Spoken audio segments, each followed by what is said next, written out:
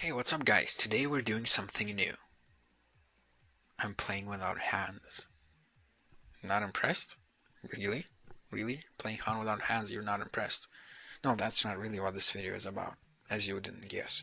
Today's video is going to be kind of a talk video that I wanted to do for a while, because I think I'm kind of in this fortunate position where I have a lot of people that I can teach good things, and I don't think that it's necessarily a bad thing that a lot of young people watch me. I actually think that's a positive thing because I have this chance to kind of um, give you good life advice. I suppose that's the best way to put it, and basically teach you how it's maybe better to think and how to live your life. So this is going to be topic number one.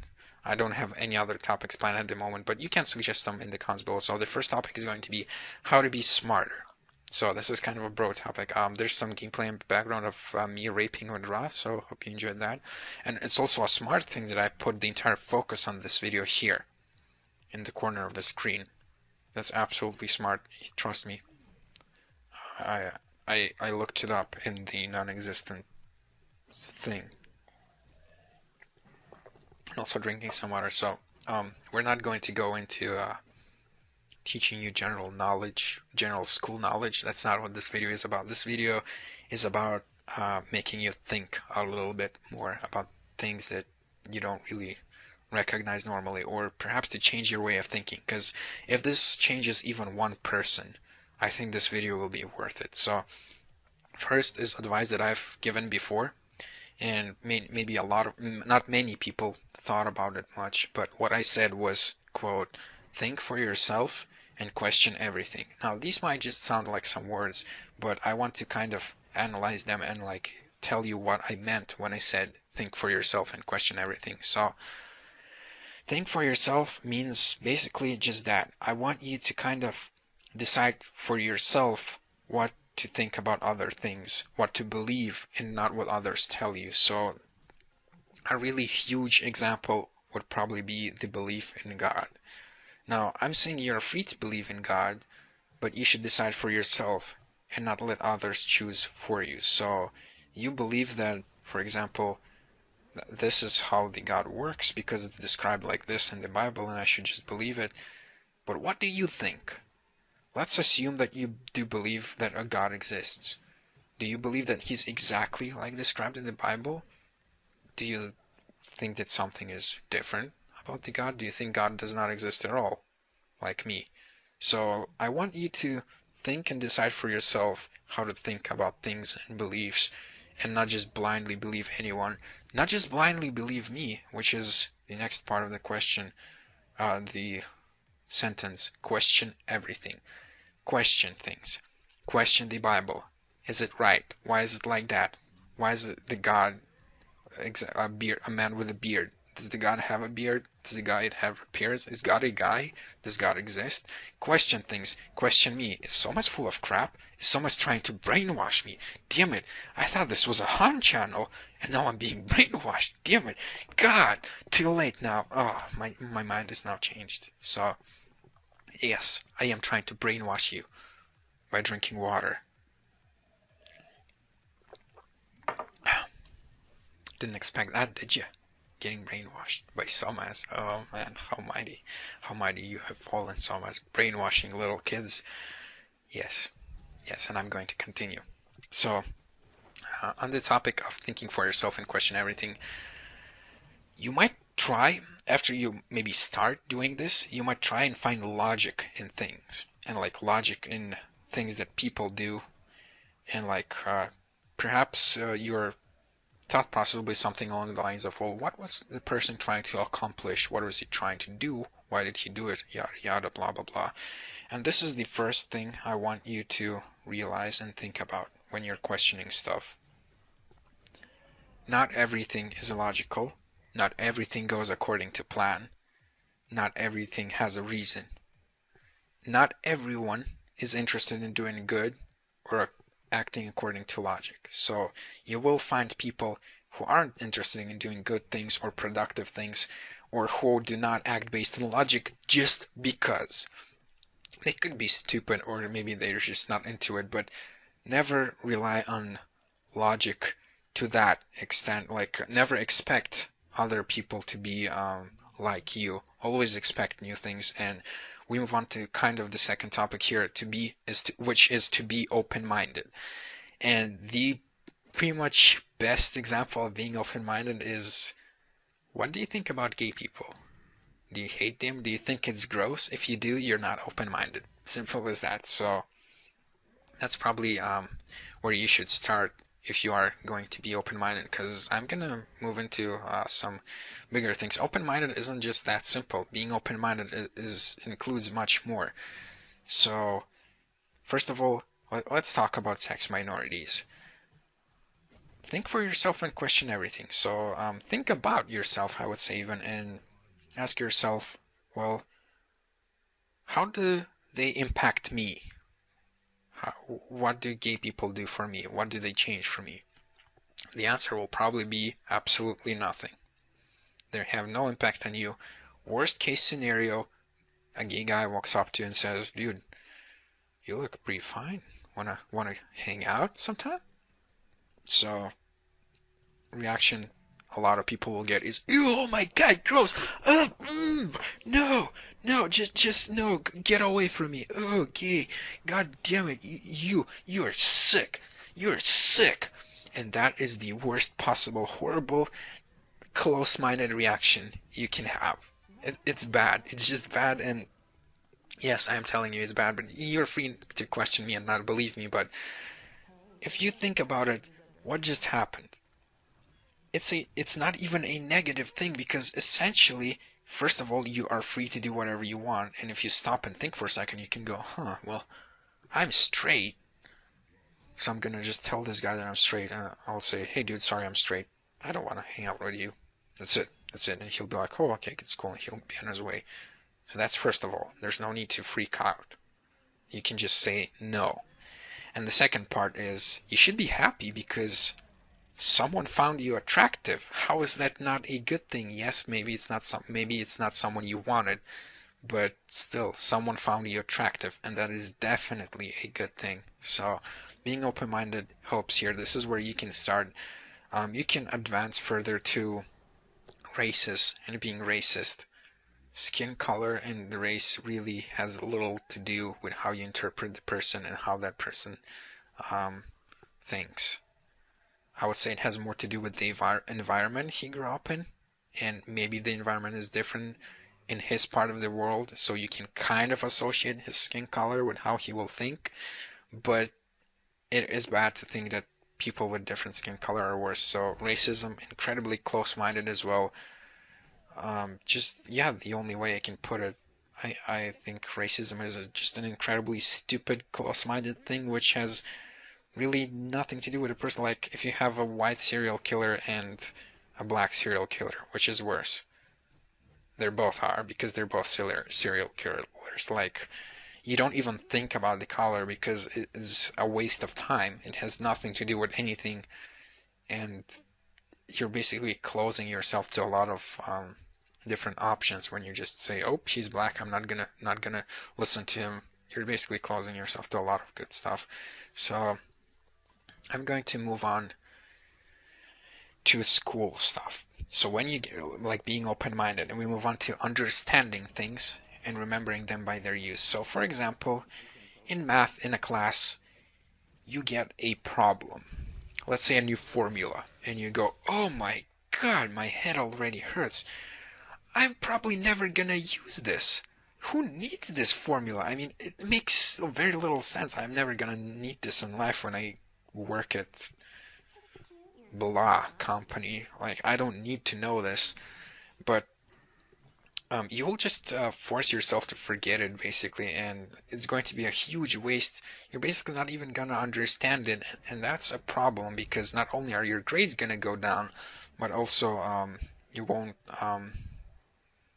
have experience with being open-minded and understanding things, so to speak. I'll explain a little bit. So instead of having a reaction of, oh my god, this formula is horrible, you have to analyze it and understand this formula did not come out of thin air, unless your teacher is trolling you, in which case, sucks, bro. But most likely your teacher is telling the truth and the mathematical formula is right. You can question it, And maybe you should question it and should go, well, what if my teacher is full of crap? Maybe this formula is wrong. I should just go Google myself and like work it out myself. And most formulas are worked out. They're not out of thin air. Someone spent time, hours, days, weeks, years making that formula just so that a problem would be easier and less time consuming to solve. So let's say you have homework, and in mathematics, for example, there's always a single answer. Well, like a single correct answer. It can be a bunch of different numbers, but a single correct answer most of the time. And there's usually more than one way to achieve it. So let's say you have homework, a bunch of equations, and you can solve them in 1 hour.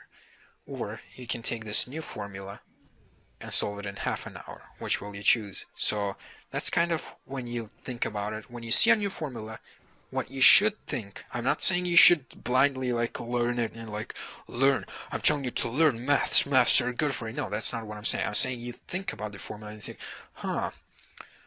well, how can this formula be? Can I see how can this be used? How can someone find use in this? And you probably go, well, I can see how someone would use this formula to solve this equation. Like, I can see how this could be useful to someone. And I can see how this can be used and in what way, more or less. So I have a general sense of how it is applied. And now the question is, do I learn it or do I just forget about it because I don't need it?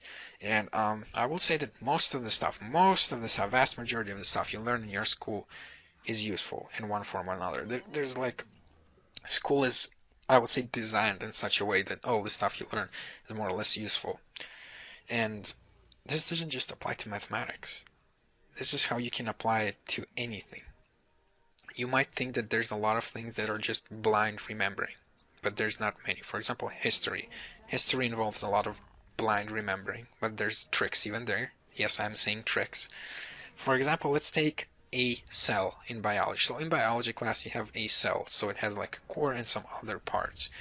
And most likely the teacher doesn't put much emphasis on which part does, but he just tells you this is the core, this is the blah blah blah, this is the gum blah blah, this is the do blah blah. And you have to just remember it like that. And you go, oh, well, I just remember it. And then in the test you're given what is this, what is this, what is this, and you try to write it down. So I'm sorry, my voice is dying. By the way, question even simple. What if this water supplied by the government is bad for me? What if I will live less because I drink it? Question everything. Well, most things at least. Okay, water is probably not poison. Really low percent chance of that. But cells. What is the trick to learn this kind of stuff easier? You think of it from a logic point of view. So cells are not people. So cells kind of act based on logic. They evolved through evolution, and each part in the cell has a purpose, and most likely a really important purpose. And the way I advise you remember it is not by remembering the do blah blah name, which can be hard to remember, but by remembering its function. And when you have the test, even if you forget the exact name, even if you get downgraded for it, at least you will know what it is for and what's the general purpose. For example, let's say the part do blah blah converts oxygen into energy and like keeps the cell alive. So you can think, well, if this part did not exist, the cell would simply die because it would have no oxygen supply, or something along the lines. What is the core for? Well, the core contains the DNA information.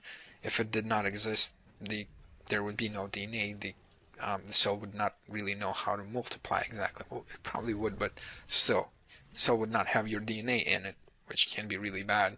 The genetic code kind of controls how the cell will act in certain situations. So you remember things by what they do. So it can be applied not just to biology, but to other things as well. So there's nothing essentially useless. You will learn how cells work, and you will learn what every part of the cell does.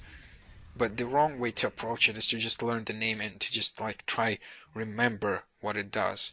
The right way to think about it is, well, what is it for? Because if it was useless or not very useful, through evolution it would just disappear and it would just not be there, simply put. But it's there, so it has a purpose, and that's up to you to kind of find that purpose. And problem is that teachers don't really put much emphasis on this. They just go, oh, this is this, and this does this. Let's move on to this next thing. But you should understand, oh, so that part does that. It's for that. And if it didn't exist, what would happen if it didn't exist? What would happen if, like, I don't know, the cell didn't have a membrane, like the thing that like circles the cell? Well, it would just like what is the word? Liquid out. God damn it, my English sucks sometimes. The cell would basically melt and like scatter all around. There we go. I guess that's what would happen if it would not have a membrane, which is like the thing that kind of keeps it together. So everything has a purpose. So in history, I brought up history as an example. It basically has to do a lot with remembering stuff, remembering exact dates, and that is something that I find is not very useful. So my general advice, yes, to get good grades, you will have to remember the dates, and it trains your memory, but at the same time, you can decide for yourself, do you really need it? And most likely the answer will be no, but at least try to understand, like, for example, when you're given a date and something that happened, for example, like on date blah, September blah year, this pact was signed between these two guys. So, and you kind of get a general idea of what the pact was about, but basically you just focus on the date, because oh my god, the date is going to be in the test. But what I want you to understand is, why was the pact signed? Maybe there was a situation where there's guy 1 and guy 2, and there's this guy 3. So the guys 1 and 2 are fighting, and guy 3 is also fighting them, and then guy 1 and 2 go, huh, wait, guy 1 asks, dude, number 2, if I kill you right now, or if you kill me, and we're like left, one of us gets left, number 3 will just destroy whoever's left. That's not good. We'll just lose no matter what. This is bad. So number 2 goes, yeah, dude, I kind of agree.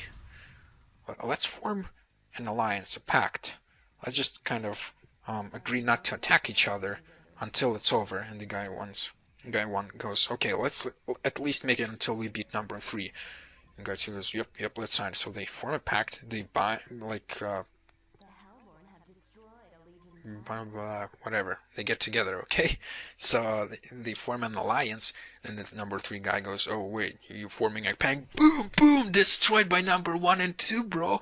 Number 3 is no more. And then number 1 and 2 go, well, I don't know, should we continue fighting? It's not really smart. Number 2 goes, yeah, there's this number 4 guy, which over here, we can just collaborate and beat him together, and then they go fight number 4 or whatever. So you kind of have to understand what is the pact for, because if 2 freaking countries decided to make a pact about something and make it all serious, it must have been for a pretty serious purpose. It wasn't useless or anything. So, kind of understanding what things are about. Same in physics. For example, it's like F equals to ma, force equals to mass by acceleration. There's a purpose. It's like that. Someone worked out the formula, and you have to understand, well, how do I measure force? And maybe you're thinking, well, what about speed? Can I measure it with speed and not acceleration? So let's say that basically you roll a ball and it's just moving along. So it does have a speed and it has a mass. But is force applied to it? If you think logically, you'll go, well, no, it's just moving by itself. There's no forces acting, relatively speaking. I know there's air resistance, but relatively speaking. So speed doesn't work. So that might answer some of your questions of, well, why doesn't force include speed? Well, because it needs acceleration. If it's the same speed all the time, then there kind of is no force, and you kind of have to understand it before you go F equals to ma. F equals to ma. No. You go, well, force, how you push it, depends on how big it is, so the mass and the acceleration, like how it goes faster or slower, maybe something slowing it down. So that's the way you should go about things. So understand things and remember them by their use. So that's just general good advice, in combination with thinking for yourself, questioning everything, being open-minded, and remember, people are not logical. not everyone is interested in doing good. So we move on to number 4 topic here, and I'm kind of running low on time already. I'm gonna finish soon. Don't worry. Don't worry. So topic number 4 is called understand your position, expect and accept any possibility. So what does this all mean? First of all, understand your position. I'll talk about that in a little bit, but expect and accept anything, especially from other people. Some people like to analyze, like psychologists try to think about it and give everything a reason. It's kind of not very accurate because there's sometimes no reason at all. For example, let's say there's a girl and a guy who are in a relationship, so they really like each other. And let's say that, I don't know, one person just leaves the other. So the girl leaves the guy and she goes, "Oh man, I wanna cry. This is so bad." You know, the usual breakup routine. So what can we learn from this? So first of all, you have to accept that it's a possibility. You don't, like, the usual reaction will go, "Oh my God, why did she do this? Why did she do this? This is impossible. This is not possible. This is not happening. Oh my God. We were so perfect." The truth is, you could have been perfect. Maybe she even still likes you a lot. But it can be completely illogical. It can. She can't just leave you for any reason or for no reason. It can just happen, and instead of going, oh my God, you have to accept it. I'm not saying to just break up and like never think about it again, but you have to calmly think, well, okay, she's being completely stupid and illogical right now, but she's a person, and this is a big part. This is a big part that you will have to understand. People, most people at least, are free to do whatever they want within legal ramifications. So legally, your girlfriend or boyfriend can do whatever they want. They can leave you at any moment, and apart from begging them to stay, you can't really do anything about it. And that's what you have to understand and accept as a possibility. So instead of going, oh my God, you should go, well, okay, this is a possibility, and I can try to bring her back and like try patch things up. But I have to accept that it's a possibility that we're not going to be together anymore, and perhaps I should move on. So, excuse me. So, expecting this. The topic I was talking about right now, yes. So this is kind of where we move on into HoN, and this actually has HoN implications, or not implications, examples, I suppose. Whatever.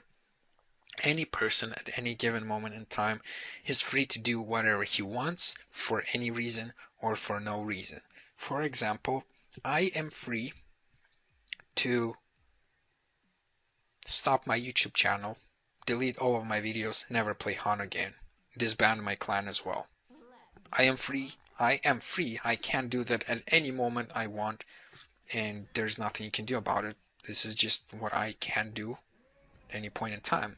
You say one bad word to me, one bad word, I am free to ignore you, ban you from my chat channel, remove you from clan, never play with you again, never hear from you again. I am free to do that. It's perfectly legal as well, and you have to accept that as a possibility.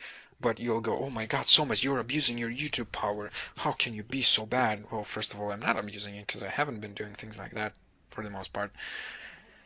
But the thing is that you yourself have to understand, you are also free to do whatever you want. You can, if you don't like me, if you, like, I say one bad word to you, or like for no reason at all, maybe even, you can just not play with me if you don't want to. You can ignore me, you can banlist me, or you can do whatever you want.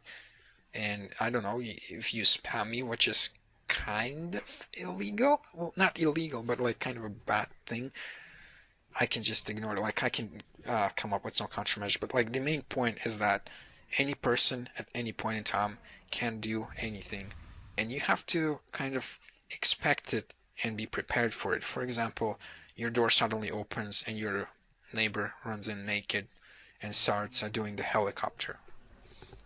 Sounds fun, right? But instead of going, oh my God, you should kind of accept it. Okay, he just decided to play a prank, or perhaps he went completely insane.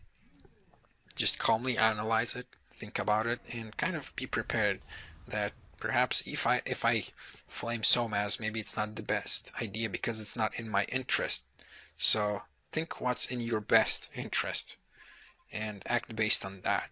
Don't just blindly do something and accept the consequences when it happens. For example, I fully accept that someone, perhaps even from a student, could do something bad to me, and perhaps there will be nothing I can do about it, but I accept that. And I think, well, okay, it happened. That person is like that. Best thing I can do is simply ignore that person from now on. And that's how it works. So, yeah, don't be mean to me, or there will be consequences, but I'm nice. And this is why I'm nice and stuff. This is the fifth and last point, which is be productive. Be productive. It might sound big, because, well, it is kind of big. So, what do I mean by be productive? A lot of people think that there's stuff they just cannot change. That like things are bad. For example, let's assume the worst. You're getting abused by your parents and you hate it and you spend hours daily being depressed about it.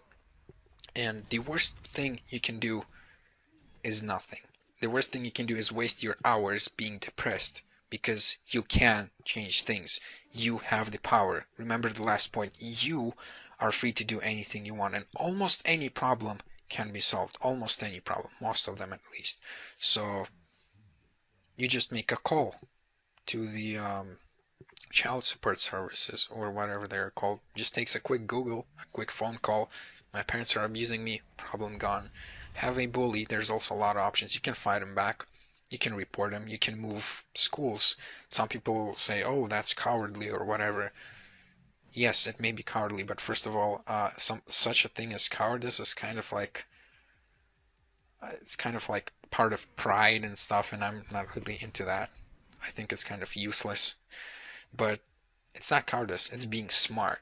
It's changing things. And like you say, oh well, who does this so much? Nobody does this. Nobody changes things. Really, have you ever heard of teenagers running away from home? Probably heard about it. There are people who do change things. And just with anything, maybe bullying is a bit harder, but for the most part, if there's something you don't like, if there's something you don't agree with, you can just, for example, move out of the house and live alone, like me, and do whatever the hell you want. It works. So that's kind of part of be productive. And I guess a big part of it is don't be counterproductive. One of the most stupid things you can do, for example, just as a general waste of time, is hating on stuff. For example, let's take PewDiePie, a popular YouTube channel. He basically makes game commentaries. He's pretty big. Some people subscribe to him just so that they can dislike every single one of his videos without watching it, just because they're jealous. That is probably one of the biggest and stupidest waste of times. Like one of the stupidest things you can possibly do. Usually there's three things. You can either become part of his success. You can go, oh my god, this guy's doing good. I'm going to become part of his success, like his videos. So part of his success will be thanks to your support. Number two, you can just ignore him. Perhaps you like him, but just don't feel like spending time liking the video. Or you don't like him and you just ignore him. And that's absolutely fine. You just walk away and you mind your own business and spend your time in a productive way. Number three, the most stupid thing you can do is subscribe to the person, waste your time and waste his time, and be incredibly counterproductive to both yourself and him. So really good advice. Just be productive. So just to recap, think for yourself, question everything. Reminder that not everyone acts based on logic. Not everyone is good. Some people hate, which is incredibly stupid, but be open-minded and accept it. Think, well, they're haters. They act completely not based on logic. They might be completely stupid, but I accept it. They exist. Not much I can do about it for now, or maybe I can change it. Maybe I can start a movement against haters. Understand things, remember them by their use, and understand your position and expect anything from any person at any point in time. Anything can happen, but just be ready for it. Analyze it. Most of the time, you don't need lightning fast reactions. You can think things over and decide for yourself, oh, maybe I just need to apologize and everything will be fine. And if the person is nice, he will forgive you. If not, you have to accept that the person might not be nice and might never forgive you and might never play with you again. So, yeah, that's kind of it for this video. Hope you guys learned something from it. You can suggest other topics in the comment section below. and I'll see you guys next time.